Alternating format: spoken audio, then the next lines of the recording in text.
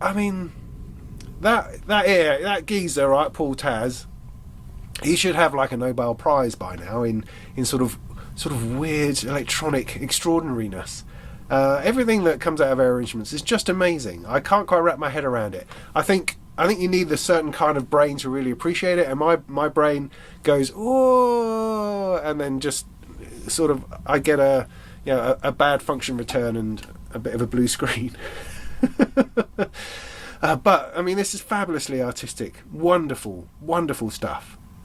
At the moment, they've got this synthesizer called the Dark Marie. And these are all handmade little desktop devices designed to explore sound and interactivity. I mean that is really it. That's kind of Air Instruments to a T, really. It's sound and interactivity. What else? What comes out the other end doesn't really matter. It's not important, just as long as you are interacting with this machine somehow, and out the other end is some kind of outcome. With the Dark Marie, you've got all these posts and then crocodile clips in order to create patch points and patch in between different things. It has an inbuilt sequencer, delay, effects and bits and pieces going on, and you just explore. There's no sort of proper labelling telling you what anything does. At least I don't think so. It looks, in some ways, looks like a little pinball machine, or rather, perhaps it looks like one of those old. There's a name for it. I think there's a French name.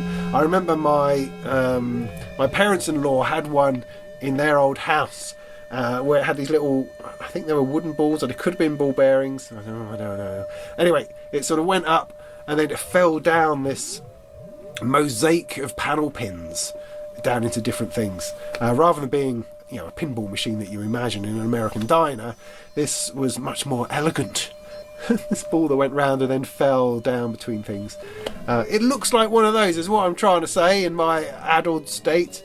That makes some kind of sense. So anyway, go and check that out. Very, very limited edition, but then all their stuff tends to be made by hand, and there's only a few of them knocking around. But just go and explore their website. I mean, the website makes no sense. You're not going to go there and go, oh right, I understand what they do. No. There's just like a scattering of stuff, and there's text, and there's colours, and there's crap in places, and you go, what actually are they selling?